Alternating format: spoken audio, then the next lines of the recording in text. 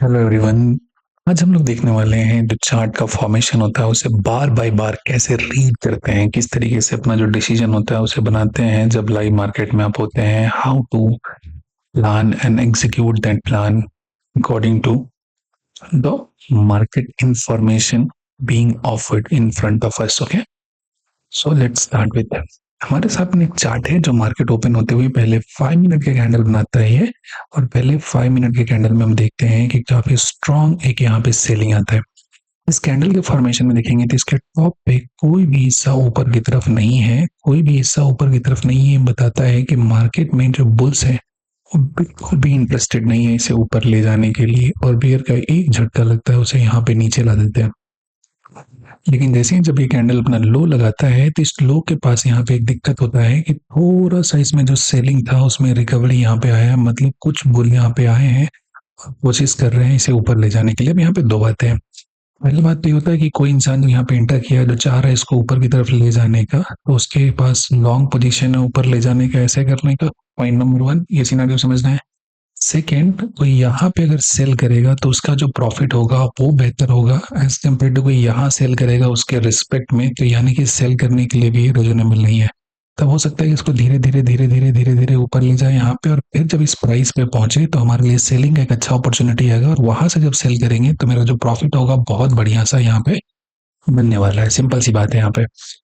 दोस्त, जैसे बाई करने के लिए हमारे पास क्या चाहिए, जो भी हमारा एसेट है वो हमें चीपर प्राइस पे मिलना चाहिए, लो कॉस्ट पे मिलना चाहिए। सेल करने के लिए उसका प्राइस क्या होना चाहिए, ज्यादा होना चाहिए। अब क्या है कि सिंगल कैंडल में ही यहाँ पे अच्छा खासा डाउन साइड का यहाँ पे मूव मेरे को मिल गया है। कितना का मूव मिला है, जरा इस चीज को मेजर करेंगे तो पता चलेगा कि पहले ही कैंडल में, सिंगल कैंडल में मूव लगभग लगभग 1.5% का मूव यहाँ पे देखने को मिला है हमें। टोटल टोटल अगर मूव की अगर हम बात करें तो ये फर्स्ट बार इंक्लूड होगा, इसलिए टाइम इतना ज्यादा लिख रहा है। एक काम करते हैं, इसको सिर्फ और सिर्फ इसी बार का अगर हम मेजरमेंट करें तो हमें क्या पता चलता है कि ये जो सिंगल बार है, वन बार पे ही हमारा जो फॉल हो रहा है लगभग -1.16% है, जो कि बहुत ज्यादा फॉल होता है। अब फर्दर सेल करने के लिए यहाँ पे सिचुएशन सही नहीं है, तो अब सेल करने के लिए प्राइस अब तक ऊपर। अब पहली बात तो क्लियर हो गई कि यहाँ पे जो पियर्स है वो ज्यादा डोमिनेट किए हैं, और उसके पीछे का लॉजिक पहले से पता था कि मार्केट को तो नीचे गिराने वाले हैं। इस बात को यहाँ पे कंफर्म कर चुके थे। इसको रीड कर सकते हो तो कर लो आप। तो अब देखते हैं कि मार्केट में किस तरीके का आगे का सिनेरियो यहाँ पे चलता है। अब जैसे ही आया यहाँ पे, जो बुल्स थे ट्राई किया यहाँ पे गए, लेकिन बियर डोमिनेट थे, फिर यहाँ पे ला दिए इसी जगह पे, यहाँ पे नीचे निपटा दिए। लेकिन फिर देखेंगे इस कैंडल के लोअर लेवल से यहाँ पे रिजेक्शन यहाँ पे मिल रहा है, मतलब इसको थोड़ा ऊपर उठाने की कोशिश की जा रही है। एक एक कैंडल का जो फॉर्मेशन का साइकोलॉजी समझेंगे तब हमारा जो लॉजिक होगा वो क्लियर होगा। चलिए फाइनली यहाँ से बाउंस करके इस पॉइंट पे पहुंच गया, और इसके बाद जो छोटे छोटे कैंडल बनते हुए यहाँ से ऊपर बन गए। मतलब ये छोटा सा कैंडल है जो बहुत बड़ा सा फॉल हो रहा था, इस फॉल को इसने रोक दिया है। अभी मार्केट ऊपर की तरफ जाना शुरू हो गया, लेकिन पॉइंट है कि हम लोग देख चुके हैं कि यहाँ पे जो शॉर्ट का पोजीशन है बहुत तगड़ा सा है। तो अपन पेशेंस के साथ वेट करते हैं कि कहाँ तक ये कहानी जाता है अप साइड में, क्योंकि डाउन साइड के लिए जब तक नीचे की तरफ हमारा कंफर्मेशन नहीं मिलेगा तब तक एंट्री नहीं करेंगे। यहाँ से यहाँ तक में देखेंगे तो ग्रीन कैंडल है, और जो रेड कैंडल बना हमारा बहुत छोटा बना है, इसको ये लो को नहीं तोड़ पाया। फिर ग्रीन कैंडल है, फिर जो बना रेड वो बहुत छोटा सा है, डिसाइसिवली एक दो कैंडल को क्लोज नहीं कर पाया, और प्राइस यहाँ तक पहुंच चुका है। अभी भी नीचे शॉर्ट करने के लिए यहाँ पे पोजीशन कुछ अच्छा बना नहीं है, यहाँ पे अभी तक ऊपर की तरफ जा रहा है। चलो देखेंगे ध्यान से। प्राइस नीचे से चलते चलते चलते चलते ये जो हमारा जोन था जहां पे सेलिंग हो रहा था, इस सेलिंग के जोन पे फिर से जाके आ पहुंचा है। अब हमारे लिए यहाँ पे एक बढ़िया सा रिवॉर्ड बन रहा है। वो क्यों हुआ कि अगर हम बात करें जरा ध्यान से, दो चीजों को कंबाइन करें तो हमें पता चलेगा कि अपसाइड का जो मूव इसका हुआ है, इस अपसाइड के मूव में वॉल्यूम बिल्कुल भी नहीं है। जब तक वॉल्यूम प्राइस के मूव को सपोर्ट नहीं करता है तब तक तो आपका जो मूवमेंट है उतना अच्छा सा देखने को नहीं मिलेगा यहाँ पे। तो इसका जो वॉल्यूम नहीं सपोर्ट कर रहा है, वहीं पे देखेंगे फॉल में बहुत अच्छा वॉल्यूम था, उसके पीछे भी ठीक ठाक वॉल्यूम है, डाउन साइड का है। अब इस पॉइंट पे आके अपन एंट्री अगर हम प्लान करते हैं नीचे के लिए तो हमारे लिए जो रिस्क है वो मतलब कम होगा, और जो रिवॉर्ड है वो काफी फेवरेबल यहाँ पे होता हुआ नजर आ रहा है। क्यों हो रहा है, क्योंकि जो ये मूव हुआ है ऊपर की तरफ, ये काफी ड्राई वॉल्यूम पे हुआ है और फिर एक स्ट्रॉन्ग सेलिंग जोन पे आया है। तो अभी इस सिचुएशन में क्या करेंगे, छोटी क्वांटिटी से इनिशिएट करेंगे, और जब ट्रेड अपने डायरेक्शन में जाएगा तो क्वांटिटीज जो होगा उसे हम लोग और इंक्रीज करेंगे, सो दैट हमारा प्रॉफिट और अच्छे से हो जाए। जरा ध्यान से देखेंगे, एग्जैक्ट इसी लेवल से मार्केट यहाँ पे रिवर्स कर गया, क्योंकि इसी पर्टिकुलर पॉइंट पे क्या था, हमारा सेलिंग सुबह सुबह पार्क का मार्केट के पहले कैंडल खुलने पे यहाँ पे पैन मार्केट ओपनिंग के साथ हमें इस जगह पे देखने को मिला था, और अब यहाँ से डाउन साइड के लिए चलना स्टार्ट कर दिया। जब यहाँ से चलना शुरू किया तो इसमें कुछ क्वांटिटी है, जैसे ही इस कैंडल के क्लोजिंग के बाद और जितना क्वांटिटी इसमें चाहेंगे तो हम ऐड कर सकते हैं और देख सकते हैं काफी क्लीन यहाँ पे डायरेक्शन डिसाइड कर दिया कि अब ये नीचे जाने को तैयार है। यहाँ पे जो मूव है इस डायरेक्शन में फॉलो अप यहाँ पे होगा, जो कि काफी अच्छे से हो रहा है। पहले कैंडल पे छोटा सा क्वांटिटी इंक्रीज, दूसरा कैंडल बनते ही यहाँ पे जितनी क्वांटिटी है उसे हम लोग ऐड कर देंगे। टारगेट इसका लो रखेंगे, उसे ब्रीच कर देगा तो आराम से जाएंगे। और यहाँ पे 20 पीरियड मूविंग एवरेज है, इसे हम लोग रेफरेंस लेकर यहाँ से काउंट करते चले जाएंगे। तो इसे ईएमआई गैप कहते हैं। इस गैप को तोड़ के आ गया, ईएमआई पे आया, थोड़ा सा होल्ड लिया, फिर यहाँ पे अच्छा स्ट्रेंथ यहाँ पे दिखाया। तो पहला जो इसका होगा, जो डे का लो था जहां से इसने बाउंस करके अभी ऊपर की तरफ गया है, ये जोन मेरा पहला टारगेट होगा। और उसके बाद इसके नीचे जितना चला जाए वो अपने लिए प्रॉफिट के डायरेक्शन में चलता हुआ जाएगा।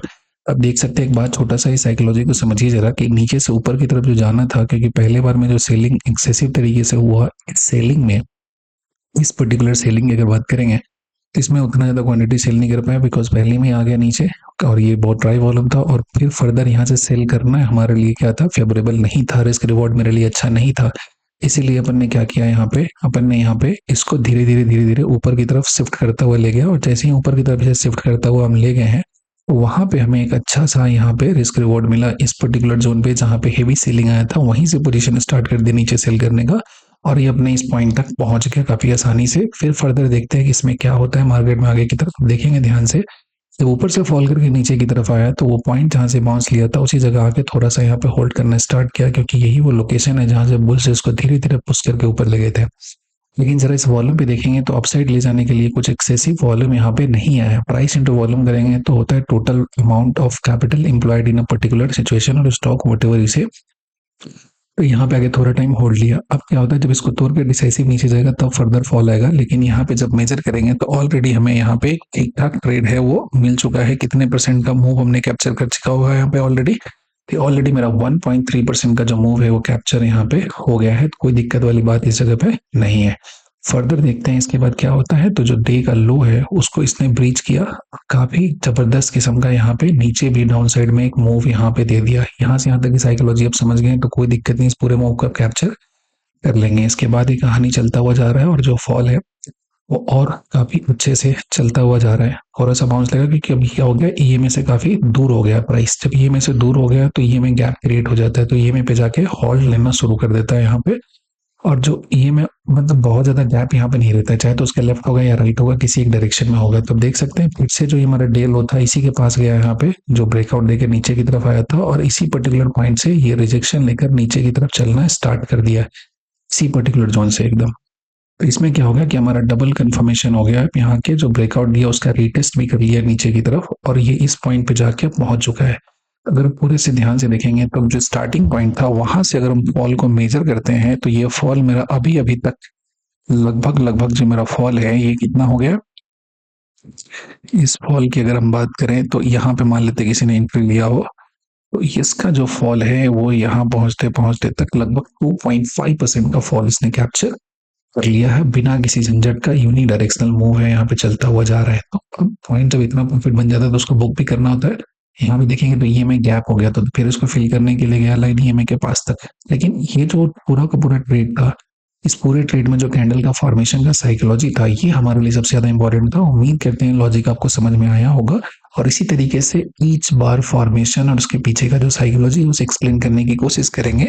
और आपको ये सारा कुछ कैसा लगा जरूर बताइएगा, सो दैट और ऐसा कंटेंट बनाएं जिससे आपका जो नॉलेज है थोड़ा इंप्रूव हो सके और आप बेहतर डिसीजन ले सके। अगर आपने यहाँ तक देखा तो thank you so much. Video अच्छा लगा तो लाइक कीजिएगा, चैनल को सब्सक्राइब कीजिएगा। Thank you, bye bye.